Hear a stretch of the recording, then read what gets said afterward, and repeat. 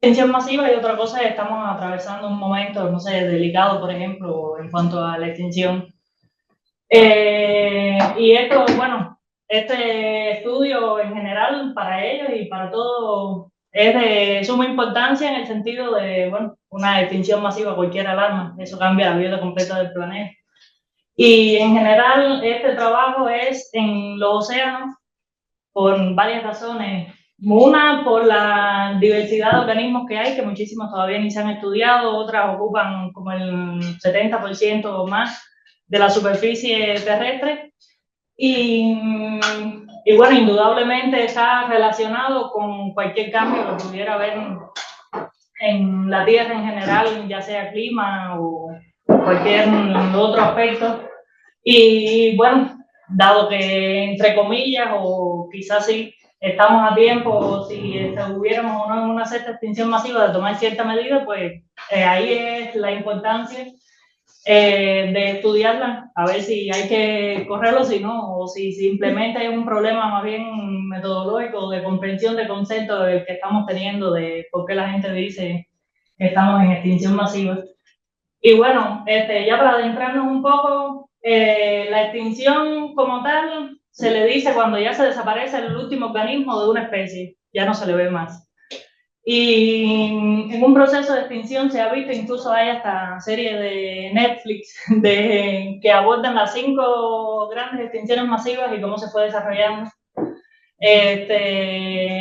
Justo se va evidenciando que en cada extinción y durante los últimos 540 millones de años hay muchísimos factores, tanto bióticos como abióticos, que influyen en este proceso.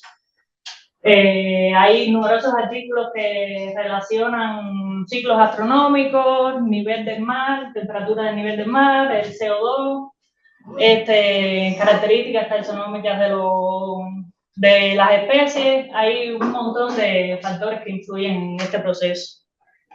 Entonces, como les iba diciendo, en la tesis de maestría, que estuvo basada principalmente en estudiar el pasado geológico de 540 millones de años hasta la actualidad, por así decirlo, nos basamos en esta base de datos que se llama Compendio Tsiolkovsky, que tiene la tabulación de alrededor de 36.000 géneros, que ahora le voy a decir bien qué es género, porque es importante esta clasificación, y registrado su fecha de primera aparición, de última aparición, o incluso si a la hora de ya llegar al cero de la actualidad, algún género todavía no se había extinguido. Y que esto no es más que una censura. Entonces, estuvimos trabajando con esta base de datos que tiene la información a razón de 1 millón de años, y la categoría taxonómica que muestra es la de nivel de género. O sea, en cada entrada de esta base de datos vamos a tener la descripción del nombre del género, cuándo apareció, cuándo se vio por primera vez, cuándo se vio por última, y si estaba censurado o no, y bueno, sus descripciones taxonómicas de los nombres, como aquí se presenta. Entonces, ahí ya inmediatamente hay un problema, de cierto modo, porque en el pasado, o sea, hace 540 millones de años hasta acá, estábamos trabajando con los detalles del compendio a nivel género, que si vemos desde arriba hacia abajo, el más particular es la especie, o sea, hay una sola especie con un cierto nombre, pero en cada género está constituido por numerosas especies. En el compendio está el detalle a nivel de género, y entonces lo que se hizo fue proponer modelar esta situación a través de un modelo de Cox para tratar de entender cómo se comportaba la longevidad, o sea, cuánto vivían o cómo vivían estos géneros a través de los últimos millones de años. Y en la actualidad, todas estas preguntas alarmantes que tenemos de ¿estamos en una cierta extinción masiva y cosas así? Se refieren a especies, y hay una gran importancia que la gente dice, no, se desaparecieron, no sé, 50 especies, pero si nos damos cuenta eso no se puede comparar directamente con algo clasificado a nivel de género, porque es muchísimo más particular. Entonces, por ahí vamos teniendo un problema que en la tesis de doctorado, una parte trata de compatibilizar estos dos términos, o sea, poder tenerlo de forma tal que sí sea comparable pasado con presente en cuanto a las características taxonómicas. Y la otra, si se han fijado, como he venido hablando, por un lado hablo de 540 millones de años y por otro lado hablo de, en los últimos años hay una tendencia a sospechar si hay o no extinción. Estamos comparando verbalmente a millones de años con años. Y aquí también es otro concepto un poco sensible a esta parte de todas las revistas estas de divulgación, que no toman en cuenta que cuando estamos viendo tasas de extinciones en el presente de un año a otro, pues no la puede comparar directamente con tasas de extinciones de hace millones de años. Entonces, en la parte de la simulación, hay que pegar también esta idea de los cambios en las escalas de tiempo. Entonces, un resumen más o menos de cómo se ven los datos del pasado al nivel de género que se abordó en la maestría, y esta gráfica muestra los niveles de riqueza desde hace 500 millones de años hasta el cero por allá que estaría en la actualidad, y las franjas grises no son más que las grandes extinciones masivas que están reconocidas, que es donde hubo la disminución completa no, muy grande de la cantidad de géneros que existían. Y como al inicio les iba comentando, no es una modelación simple de como se hace o hay la mayoría de los artículos que cuentan cuántas se murieron, cuántas quedaron vivas para el otro siguiente millón de años, después cuántas van a sobrevivir. No es tal cual contar cuántas extinciones hay, ni se puede hacer el estudio de cierto modo así, por eso que le comentaba de que hay numerosos factores que influyen en la extinción. Entonces, como parte de la modelación, se tomaron en cuenta esos aspectos que le vamos a llamar covariables, que así justo se llaman en el modelo de Cox, que son estos factores que influyen directamente en la longevidad de cada género. Y intuitivamente, bueno, sabemos si un género apareció en cierta edad, no solo influye en su vida, en cómo estaban las covariables, o sea, el ambiente en ese momento, influye cómo estuvo el siguiente año de vida, el siguiente, o sea, hay que también tomar en consideración que esas covariables van variando a lo largo de la vida de los géneros. Entonces, en la modelación hay que involucrar este aspecto, o sea, para tomar en cuenta todo lo que influyó durante la vida de cada uno de los géneros. Por ejemplo, si tenemos el tiempo geológico, ahorita teníamos aquí 540 millones de años y hasta allá el cero, tenemos que cada género va a haber aparecido en ciertos años, supongamos que aquí está un 230, ese es el año cero de longevidad, y va a ir vive 1 millón de años, vive 2 millones de años, vive 3 millones de años. Entonces se consideran estas covariables durante cada millón de años de vida de los géneros. Y para ello se consideró el modelo de regresión de Cox, que es el que se presenta acá, que toma en cuenta las covariables, aquí las equivotas, y un hazard basal, que el hazard no es más que el riesgo instantáneo que tiene un género de extinguirse en el próximo millón de años, dado que tiene cierta edad, 5 millones de años ya vivido. Y bueno, se hicieron los ajustes. Primero, hubo modificaciones que no hace falta tanto de historia, pero que hubo que considerar, por supuesto, variables dependientes del tiempo. A la hora del ajuste también se supo que los coeficientes debían depender del tiempo, y el hazard basal no es necesario en los modelos de Cox especificarlo. De hecho, por eso la mayoría de los trabajos prácticos, hasta ese momento en que íbamos ahí, con estimar los coeficientes era suficiente, porque la mayoría de las interpretaciones se hacen en base a radios de Bingham Hazard, entre otros, que enseguida se simplifican los basales y entonces casi todas las interpretaciones lo hacen con la pura estimación del coeficiente. Y esto lo vemos rapidito, bueno, se llegó... Una pregunta, en la transparencia anterior, ¿nos podrías explicar un poquito el último renglón que es de carácter, ¿no? Ah, sí. Por favor. Lo que allí se llama predictor lineal, que es la combinación de los coeficientes con las covariables. En el último término está el coeficiente que se va a estimar, la covariable, nivel del mar, por ejemplo, esta otra variable que se tomó en cuenta, una sinusoidal con ciclo 62 millones de años, una de 140. El fitness es otra covariable más que también se involucró en el modelo, la diferencia de la temperatura de la superficie del mar. Y en la última covariable es la pertenencia o no a un grupo. Teníamos los géneros dispersos y entonces se clasificaron en 7 grandes grupos que son reconocidos en paleobiología, porque cada uno tiene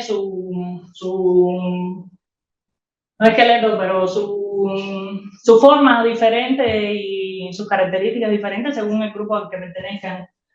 Entonces, luego de realizar la modelación y en la parte de la validación también sí se llega ya a concluir que todas esas covariables sí son relevantes para la extinción. En un paso previo, en aquel momento, por ejemplo, también estaba involucrado el CO2, pero vio que teníamos características muy similares o dependientes a la temperatura, entonces, bueno, ya ese no se descartó como covariable y, bueno, todas estas otras sí dieron del ajuste que sí influían en el hazard, que es lo que estamos modelando aquí, el hazard según la longevidad. Entonces, esta es la combinación de las covariables, los coeficientes que se van a estimar en el ajuste. Luego se hicieron varias gráficas exploratorias, llegando a conclusiones que, bueno, fueron validadas con paleobiólogos, que el hazard, o sea, el riesgo no solo depende del año del millón de años en que se fueron encontrados o durante el cual vivieron, sino que también depende de la edad y que es diferente según cada grupo. Estos son los 6 grupos de los que hablaba ahorita, que era la última variable. O sea que hay que distinguir más factores. Hay que distinguir el grupo, hay que distinguir la edad del género y hay que distinguir el tiempo geológico en el que se encontraron. Igual se hacen diferentes interpretaciones. Estos son gráficas de riesgo según la edad. Y en algunos lugares, por ejemplo, se muestra que los más jóvenes son más resistentes. Esto valida un poco la idea en que, como nos comentaban a veces los paleobiólogos, de que los más antiguos, de cierto modo, como que ya han tenido más tiempo para adaptar su organismo y entonces, o sea, no es ilógico lo que sale en estas gráficas y puede pasar lo mismo que sea más resistente los antiguos que los jóvenes, y entonces, bueno, toda esta parte fue en que ya fue publicado, fue la parte de validar de cierto modo el modelo que se estaba usando para interpretar el pasado, que es al final de cuentas el que nos hace falta para poder establecer la comparación con el presente. Y bueno, ya lo obvio que se ve, que no es monótono ese riesgo. Y entonces, ya ahora sí pasando al meollo del asunto, el modelo de simulación, que luego que ya tenemos modelado el pasado a nivel de género, ahora lo que vamos a tratar es de abordar las 2 problemáticas principales que venía comentando al inicio para poder comparar. Aquí ahora ya implementamos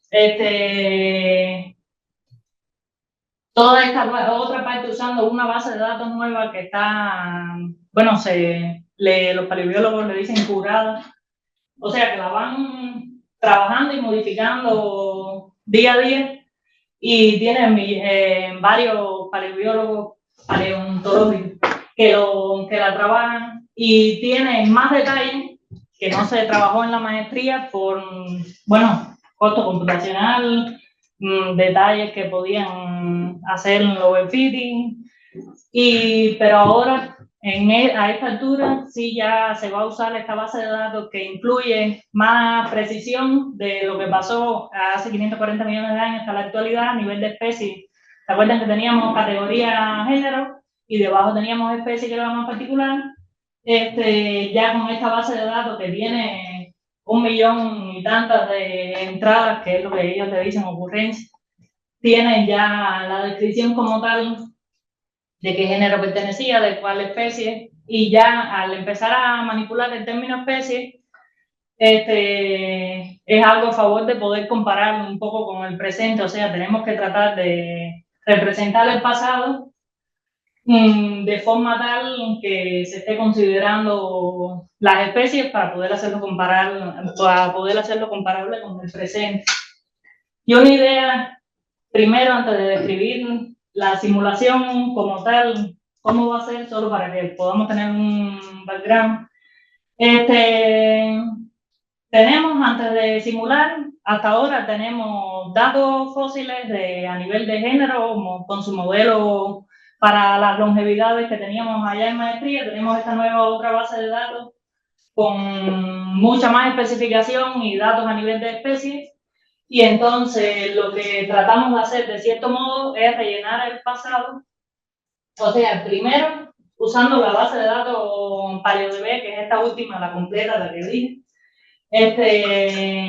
se generan aleatoriamente ciertas primeras apariciones. Luego, después de esas primeras apariciones, con el modelo que ya teníamos construido para la longevidad, le simulamos una longevidad a cada uno de estas primeras apariciones, que vamos a ir teniendo ya el inicio de la vida de un género hasta el final simulado. Luego, que tenemos ya simulado un género de cuándo nació y cuándo murió, y falta involucrar las especies. Falta ver, estimar cuántas especies por género se deben simular, por así decirlo. Y el otro último paso, que es el cuarto paso, después que ya sabemos, por ejemplo, vamos a simular 4 especies que se extinguieron a lo largo de la vida de este género, dónde las se van a extinguir, porque tampoco es que es así totalmente arbitrario de rocío las 4 ahí, pero no como las rocío. Y ya cuando tengan de cierto modo completado el pasado, ya vamos a ver la parte de la métrica, qué métrica se usa y cómo se usa. Entonces, en el primer paso tenemos en la base de datos PaleoDB muchas primeras apariciones a nivel de género. Y tenemos además en el compendio Cytoscape, por ejemplo, tenemos proporciones de cuántos pertenecían a cierto grupo. Ya les venía diciendo que habíamos agrupado como por 6 grupos. Y entonces, con estimación de kernel, lo que hacemos es ver cómo ocurrieron estas primeras apariciones para dado esa proporción. O sea, primero se saca la proporción de a qué grupo debe pertenecer esa primera aparición que voy a simular, y después la otra pregunta que le sigue es dónde se va a simular dónde se va a ubicar esa primera aparición, que se va a ubicar dependiendo de estas intensidades que fueron estimadas usando la base de datos de PaleoDB. Luego de eso, los puntitos en grises son, bueno, datos que no se usaron, entonces nos quedamos con ciertos datos y en los lugares donde debieron haber aparecido, según la densidad anterior vía kernel que se hizo. Y lo que le sigue es, ya que tengo primeras apariciones, ver cuánto duró. Ya con saber cuánto duró cada género, ya sabe primera y última aparición. Entonces, esto de cuánto duró lo va a estar dictando el modelo de Cox que habíamos formulado ya en maestría, pero se había notado, o sea, por ser un modelo tan complejo, los métodos de validación llegan hasta cierto nivel. Hay validaciones un poco más profundas que no se llegan a poder hacer por esto de que los coeficientes dependen del tiempo, con variables también, hay un montoncísimo de parámetros. Y entonces sí teníamos un buen modelo, pero a la hora de ver las gráficas, como que no estaba tan acorde los puntos con las subidas y bajadas, por así decirlo, con las 5 grandes extinciones. Entonces se percibe como que a este modelo le falta algo. Y entonces hubo una primera fase que lo que hicimos fue trabajar a ver como que qué es lo que faltaba. También nos pusimos a tratar de mejorar el modelo, el Hazard Basal, por ejemplo, que ya antiguamente lo estábamos especificando con una estimación de Kaplan-Meier, que es no paramétrica y sí toma en cuenta censura. Ahora, justo que surgió de un trabajo que la doctora lo hizo con un estudiante de licenciatura, habían estado haciendo para la graduación, ellos habían ajustado esta línea roja, que es de una función de supervivencia a lo normal, y que ya esta toma en cuenta no solo la censura en el sentido de que llegamos al cero de la actualidad y sigue vivo, no solo toma en cuenta ese, sino que tenemos primeras y últimas apariciones, primeras y últimas, pero eso de cierto modo está censurado también, porque no es tal cual, netamente apareció en el año 270, hace 270 millones de años, por ejemplo. Entonces, por un lado, una mejora fue esta del Hazard Basal, y por otro lado, se introduce este factor que se le dice exceso, que se puede interpretar tal vez no, se puede interpretar como qué le falta al Hazard Basal para que este modelo totalmente se sensibilice con lo de las extinciones, como le venía diciendo, no coincidían tal cual muchísimo, pero sí le faltaba algo. Y se puede interpretar como que lo que no está recogiendo las covariables ambientales, o sea, este exceso va a dar como que ese punch de qué es lo que le falta. Y entonces, bueno, se hizo a través de optimización la parte de cómo sacar el exceso, que es esta que viene aquí. Esta es M grande, o sea, porque aquella 1 más M chiquita es lo que le falta al Hazard Basal en cada tiempo de longevidad que vivió cada género. Y el M grande no es más que imaginarnos el tiempo geológico y ver a lo largo del tiempo cómo se iba a ir comportando ese exceso, o sea, ese complemento que le faltaba al basal.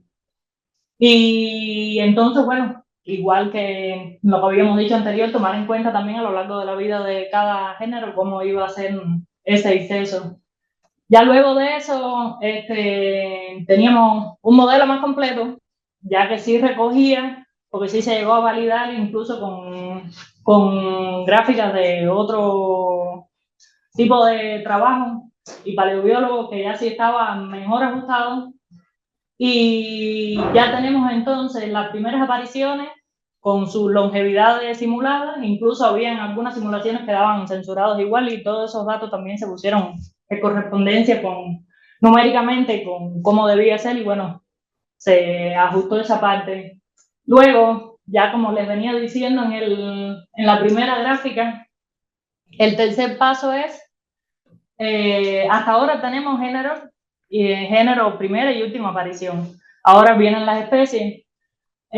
Por concepto y por la estimación, se ve que a la distribución de especies por género sigue una distribución Joule-Simon, y que depende de un solo parámetro, de este parámetro P, bueno, sí, P, que aquí se muestra, y perdón, y se ve que a lo largo del tiempo geológico, porque tampoco podemos hacer una estimación de Joule, por ejemplo, para todo el tiempo geológico, porque estamos cayendo en lo mismo de cuando se compara con el pasado, no no se puede decir meter en una misma bolsa, por ejemplo, los 540 millones de años. O sea, se particiona el pasado cada 100 millones de años, pero también seguía respondiendo a Joule, se estiman los coeficientes.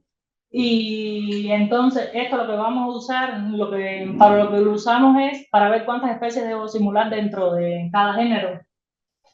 Y para la simulación se usa un resultado que expresa que la Joule se puede expresar como una mezcla entre una geométrica que está ponderada con una densidad beta específica. Entonces ya tenemos forma de cómo estimar y que hubo un buen ajuste de la Joule. Esta es la empírica contra el ajuste del conteo de especies, de simular cuántas especies por género se iban a ir extinguiendo. Luego de esto, ya tenemos entonces el género completo, lo que vivió, cuántas especies se debieron extinguir en ese intervalo, y ahora lo que falta es cómo las rocío en ese intervalo. Porque ahí, por ejemplo, dice 4 especies se extinguieron en ese intervalo, pero sí influye muchísimo si se extinguen, por ejemplo, 3 aquí y 1 al final, o una y una, porque a la hora de comparar cada franjita casi que viene representando, entre comillas, una actualidad, por así decirlo. Entonces sí es importante esta otra parte. Entonces, para esta otra parte lo que se usan son procesos de Poisson no homogéneos, ya que, bueno, por contexto mismo sí se ve que las tasas de extinciones no son constantes a lo largo del tiempo geológico, y a través de una estimación no paramétrica de Deagle se hacen estas otras gráficas, que son las de las intensidades de extinción, y se va a usar un resultado que ya conocemos si tenemos tiempos de ocurrencia de ciertos eventos y tenemos la lambda, que digamos la intensidad acumulada, luego de haber estimado ya la intensidad, como le comentaba anterior. Si tenemos la intensidad acumulada, al evaluar la acumulada en estos tiempos, o sea, vamos a pasar de un proceso no homogéneo a uno homogéneo con intensidad 1, que lo importante de este paso aquí es para la parte de la simulación, porque ya teniendo ese resultado, lo que hacemos es, con la inversa de la intensidad acumulada, ya empezamos a rociar de nuevo no, empezamos a rociar donde debieron haberse extinguido aquellas especies que ya teníamos el total de cuántas teníamos que tener en cada género. Luego ya he hecho esto por cada género, que bueno, también para validarlo lleva una parte un poco teórica, que se usa que la Joule también es una mezcla de ciertas densidades de Poisson, y la función mezcladora que se mostraba en los artículos exactamente no es la que no se podía probar, o sea, le faltaba un dato. Bueno, se hizo la demostración, ahí está la tesis, pero eso es importante a la hora de justificar la liga, de cierto modo, que estamos haciendo con lo de las especies y las intensidades con procesos de Poisson no homogéneos. Pero bueno, eso ya es un poco más largo. Es solo para justificar esa parte. Luego ya estamos hasta este punto. Ahora, lo que vamos a hacer es discretizar el pasado. Vamos a hacer muchos intervalitos de 500 años, porque en el presente los datos que tenemos es a razón de 500 años. En los últimos 500 años se extinguieron 20 especies.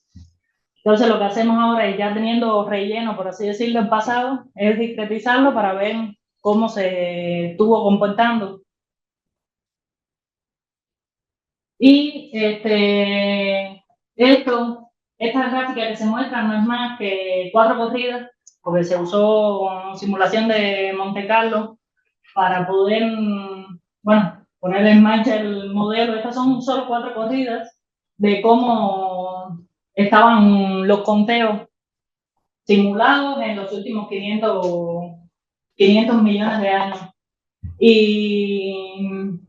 Y bueno, aquí se ve más o menos lo que a ellos le dicen tasa de extinción de fondo, o la extinción de fondo más o menos oscila entre una especie y unas 3 especies, pero como tal, el conteo en crudo, como decía al inicio, no es un factor, no es algo bueno como para compararlo, partiendo que hoy en día se ha diversificado muchísimo más la tierra que como estaba antes. Entonces, el conteo como tal, de cuántas extinciones no podemos, de cuántas extinciones hubo en el presente, no es directamente comparable con cuántas hubo en el pasado, solamente por ese hecho.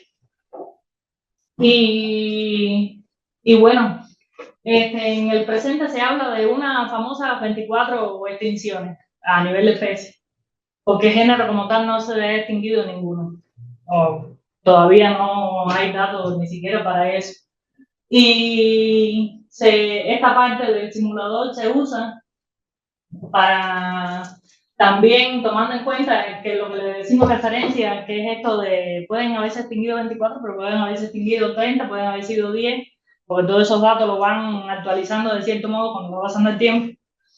Y cómo se comporta el pasado respecto a estos valores de referencia, o sea, la probabilidad que hubo antiguamente de exceder estos valores, cómo estaban estos excesos de respecto a si el valor de referencia es 5 extinciones, si hubieran pasado 50 extinciones en la actualidad, con qué probabilidad lo que estábamos describiendo, que ya simulamos del pasado, lo va a exceder. Y bueno, todas las simulaciones se hizo de hecho 5.000 veces a fin de ajustar los intervalos de confianza. Pero bueno, ya hasta este punto teníamos esto.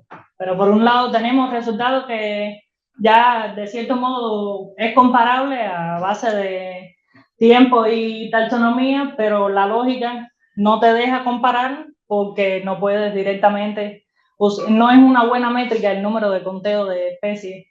Entonces surge la necesidad de una métrica que sí con la que sí podamos trabajar esta comparación, que la que se crea la llamamos EKG 500, que no es más que el número de especies extintas divididas entre la cantidad de géneros vivos que hay, que ya sí tenemos estas proporciones en el presente, por ejemplo, dicen que aproximadamente, porque todo aquí es medio que aproximado, porque todavía no se sabe con exactitud, hay 20.000 géneros vivos, por ejemplo, que tienen potencial de fosilizarse, porque también estamos viendo una cosa, pero nadie sabe en 100 millones de años para adelante si estos 20.000 sí van a dejar registro. O sea, si llegáramos dentro de 100 millones de años a mirar para atrás, no sabemos si vamos a ver estos 20.000 o si algunos menos.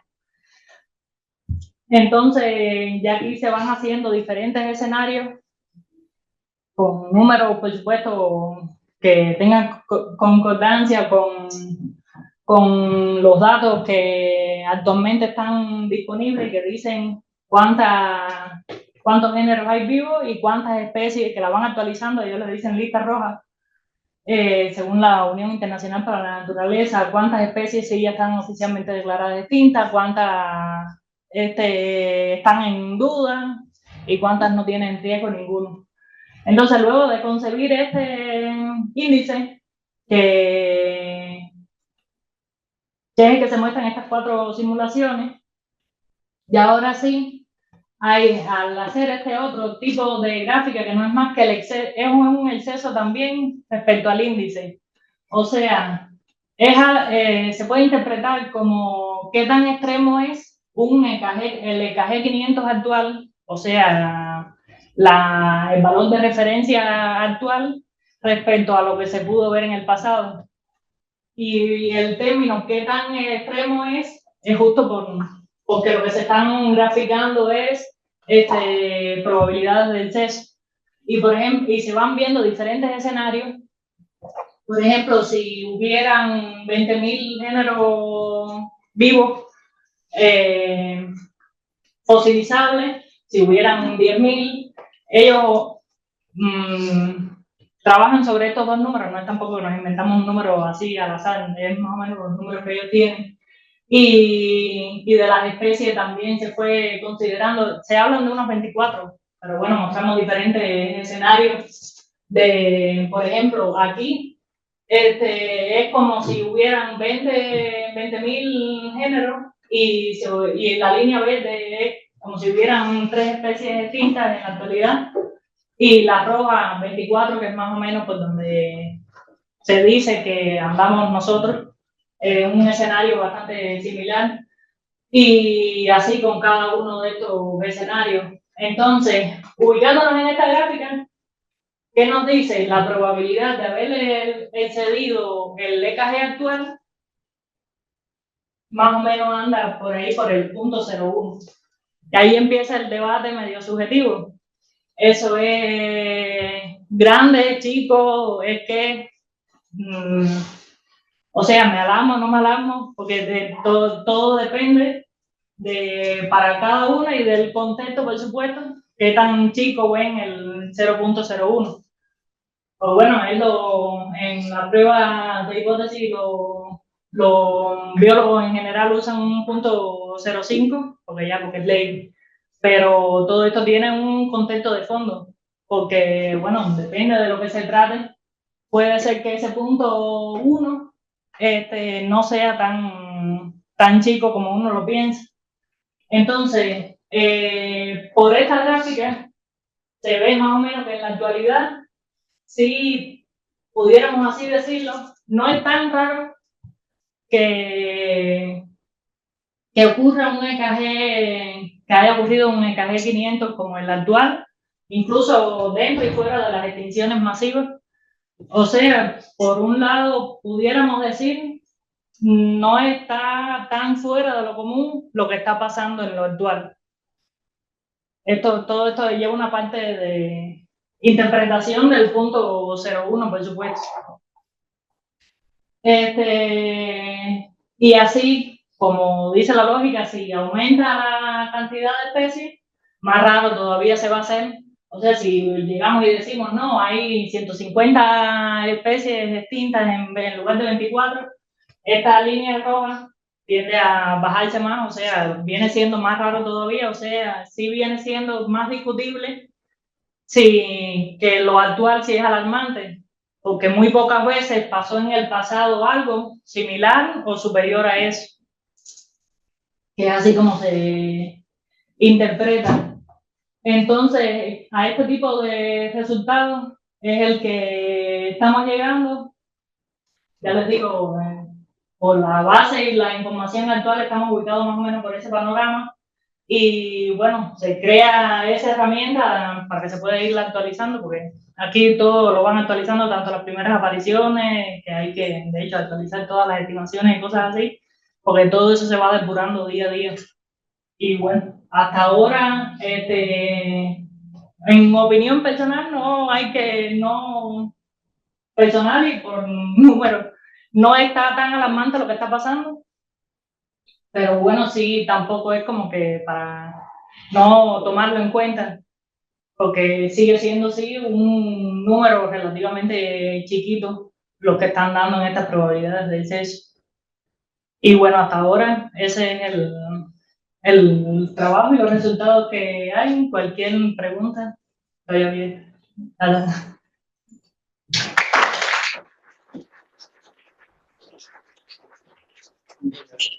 Entramos entonces en la sesión de preguntas y respuestas. ¿Si tienen alguna duda? ¿Dudas? ¿Comentarios? Yo sí me confundí mucho esta última gráfica, 0.1, ¿a qué se refiere?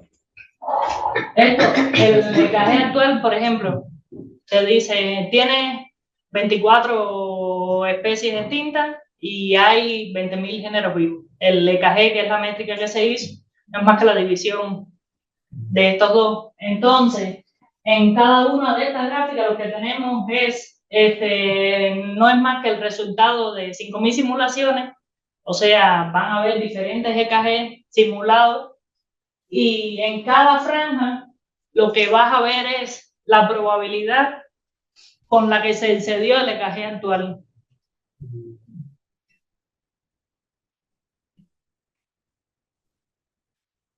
Por eso es que lo que uno interpreta es qué tan extremo es el EKG que estamos teniendo ahora, porque tienes un montón de EKG en cada franja de 500 500 años y de los simulados por Monte Carlo.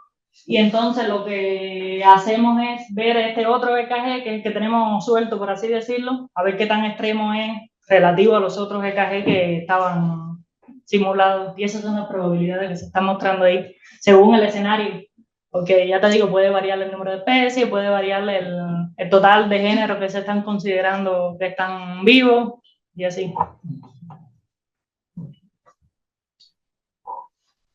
Adelante.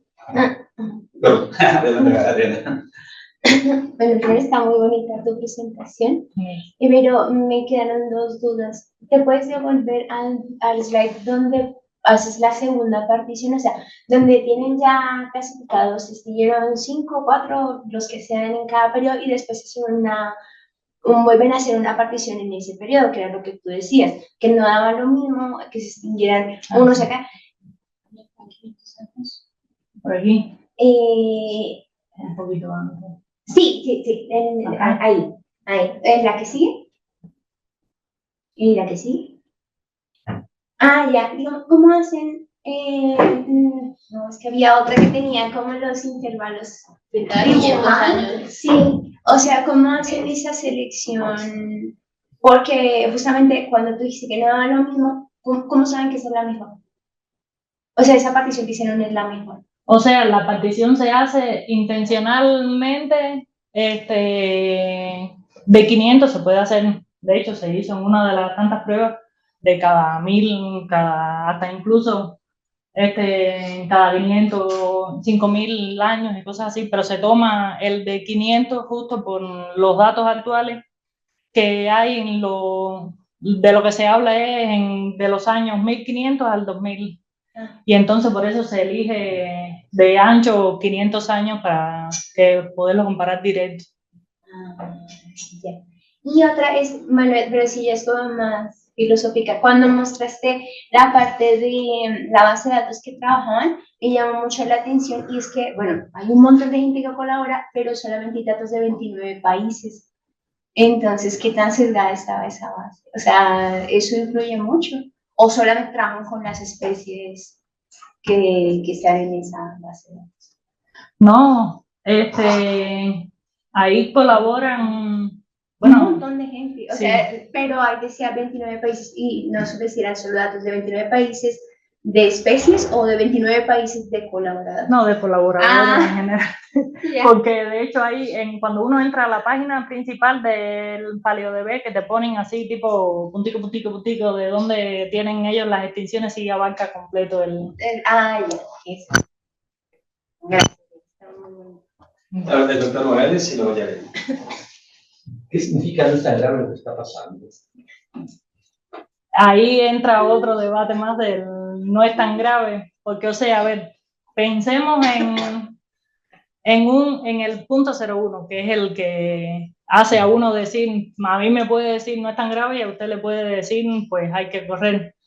Y que es aquí la dependencia de la subjetividad y del contexto que se esté analizando. Por ejemplo, un ejemplo puede ser que llegue usted al doctor y le digan, tiene la posibilidad 1 en 20 de que cuando te operen la vista te quedes ciego. ¿Se opera usted la vista o no? 1 en 20 no. Entonces, ahí no es tan grave, o si es tan grave. Puede ser que si uno dice, no, es la posibilidad de que pase tal cosa, no sé, que se vire que se caiga, no sé, tal construcción de cerca, de no sé qué lado. Es 1 en 20, tú dices, eso no es tan problemático, puedo elegir si hacerla así, la cerca. Pero sin embargo, si te preguntan y te dicen así, te vas a quedar ciego con una posibilidad de 1 en 20, y ahí sí, es el mismo número, pero depende ya de la interpretación de uno. Siguiendo con la pregunta, entonces, digamos, nos da mucha importancia, digamos, en los últimos 100 años, la razón han hecho, tiene un efecto significativo, pero entonces no son más que una pequeña perturbación en los tipos psicológicos, si no es tan grave lo que está pasando. También esa es otra, de las cosas, ¿no? Como que es una simple línea en donde estamos en la actualidad, como que por qué tan alarmante de ver completo lo que hay en hace 540 millones de años y nosotros casi que podemos ubicarnos sobre el mismo cero, sobre la censura que consideramos. Ya la última, básico, esa distribución de Lewis, no nunca había visto cuáles son sus propiedades cuantitativas que hacen una atractiva para Es discreta y ya en esta parte de paleo, en biología, había sido muchísimo trabajada en ajustes de estos de extinciones de especies. O sea, ya por el contexto tal cual en general que arrastraba, justo ya estaba un poco que trabajada similar a distribución de especies por género. Gracias. Gracias. ¿Yari? Muy chévere el tema y el trabajo. Tengo una inquietud con respecto al ajuste que hicieron de la función M minúscula. Dice que esa función M depende del tiempo. ¿Tiene alguna relación además con las especies? ¿Puedes volver a donde explicar? ¿Me puedes contar un poquito más con respecto a esa función? Ahí es donde hacen el ajuste, el 1 más el M. Esa depende solo del tiempo. ¿Y cómo la calculan? ¿Qué es esa M mayúscula haciendo caso?